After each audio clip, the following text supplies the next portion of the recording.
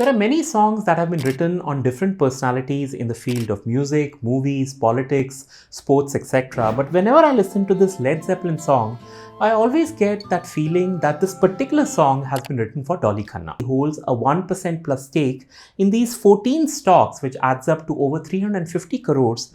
But remember, this does not include companies where she has a shareholding of less than 1%, and presumably the corpus is a lot higher at maybe 1000 crores. Anyways, in this video, I want to take you through a little bit of history on how Dolly Khanna got started, the methodology employed when picking stocks, what are the key learnings, and I'll also share the results of a quick experiment I did to see if shamelessly replicating Ms. Khanna's portfolio is a sound strategy or not. Let's begin.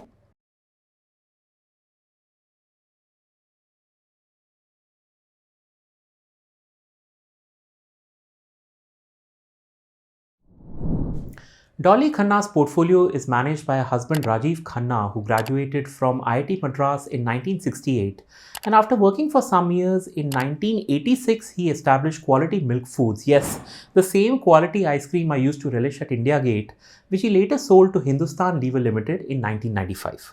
So after that exit, he had a fair bit of capital, and the very next year in 1996 he started investing in the stock markets in his wife Dolly's name.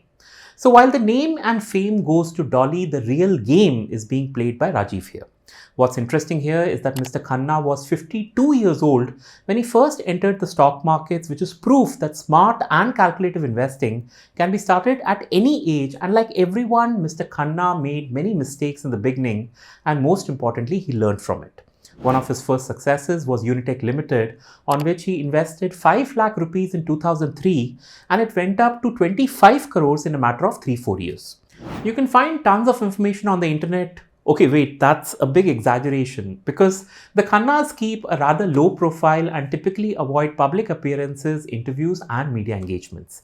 Yes, this adds an element of mystery and curiosity to what they do, but I did come across an excellent talk that Mr. Rajiv Khanna gave at his alma mater in 2018, and I'll highly suggest everyone listens to it, and I promise you, you won't be disappointed.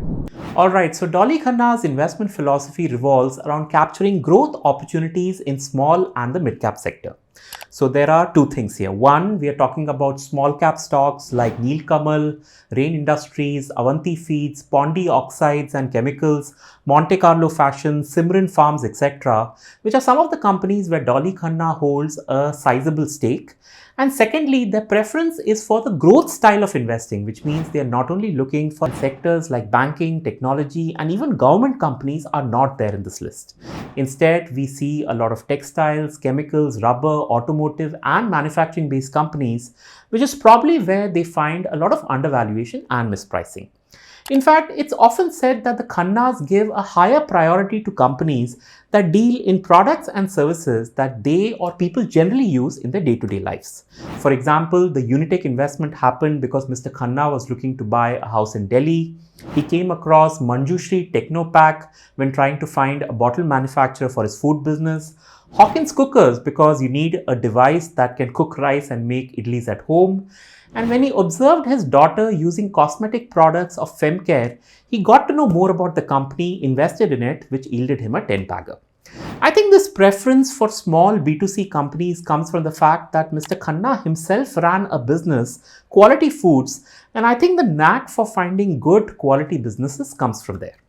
Dolly Khanna's third investing trait is to know when to exit a stock, and she did that on multiple occasions, which include selling her IT holdings before the dot-com bubble and also exiting Unitech before the global financial crisis. In fact, I have no reason to believe that Ms. Khanna is a buy and hold investor and has often exited stocks with high allocations in a portfolio once it was found that the company's performance was dipping or it was not in line with her expectations. Of course, mistakes do happen, and one of the more recent ones was when COVID struck, the Khannas exited many of their positions as they felt the lockdowns in the country would severely damage many of their portfolio companies. Now, when the scenario did not pan out, they did not act decisively and were not quick to get back into the market that would have lost them some big money in the process. A fourth element of Dolly Khanna's investing strategy is the way she consumes information, and a lot of it is public data. I think this connects back to the couple's reticent nature, and by extension, they rarely meet the company's management, neither do they conduct any investigation or scuttlebutt as it's normally called in investing circles, and nor do they get into the calculation of intrinsic value and stuff like that.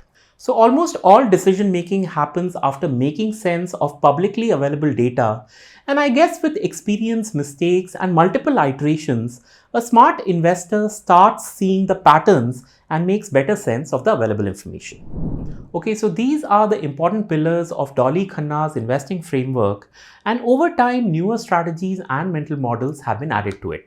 For instance, special situation investing is an area that finds favor with Mr. Khanna, and although these things are rare, one can make a lot of money from this in a short period of time. It's a topic I'm also quite interested in, and hopefully I'll have a video on special situations very soon on my channel. A second tweak in approach comes more as an argument against buy and hold investing, and while Mr. Khanna is not against it by any depth of imagination, he wants investors to look at buy and hold as just one of the available techniques. And speaking of which, from whatever we have seen so far, both you and I would believe that Mr. Khanna leans on the fundamental side of investing. But at a recent talk, he revealed that he has upwards of 500 stocks in his portfolio, and his current strategy is that every night he would check the 30-day moving average of each of these stocks. Now you might be wondering, why would he do that? Well, it's a classical case of price movement, and if a stock is trading at above its 30-day moving average, then it indicates some sort of positive breakout which would prompt an investment from his side. And if the stock price is below its 30 DMA, then he would consider selling it. So essentially, he has now adopted this simple filter that allows him to get out of the market before some calamity happens and also enter the market when the breakout has just started. So this is definitely not fundamental analysis.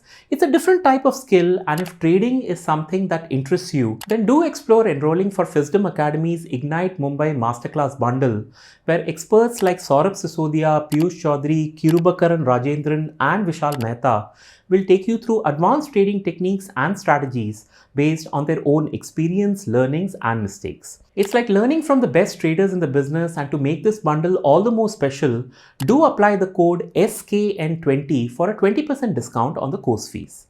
As always, the link is available in this video's description. Alright, so my next point of inquiry was on replicating Dolly Khanna's portfolio, and honestly I'm using a very smart word here, replicating, while what I really mean is to shamelessly copy what Ms. Khanna has been diligently doing. Now, websites like Money Control, Trendline, Finology and others, they offer some insight into what India's biggest individual investors are holding in their investment portfolio. How can these platforms do it?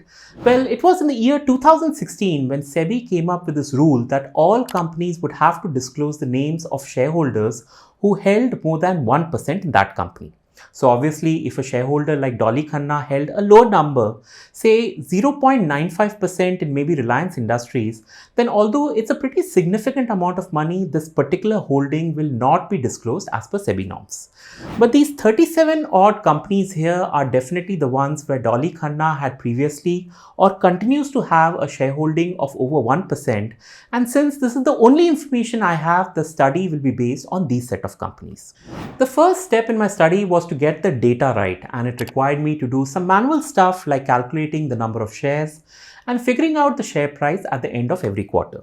The study starts with the first available quarter, that is June of 2021, and because this is T0, the assumption here is that this is the month when Dolly Khanna first bought shares in these different companies.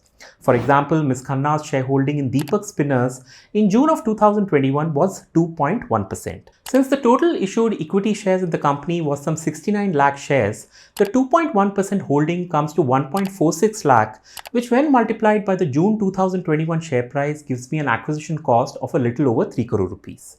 Now, when I did this exercise for the other 1% plus companies, as of June 2021, it came to a total acquisition cost of 319 crores, which becomes our starting point. The next step is to map out the positive and negative increments in the number of shares.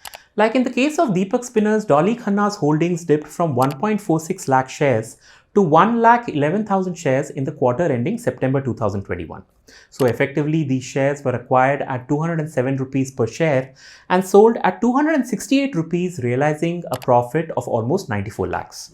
When I did this entire exercise across all 37 stocks and across 8 quarters from June of 2021 until June of 2023, the XIRR of this elaborate undertaking came to a placid 6.4%, which does not surprise me because barring the last 2 quarters, the small cap index was pretty flat most of the time.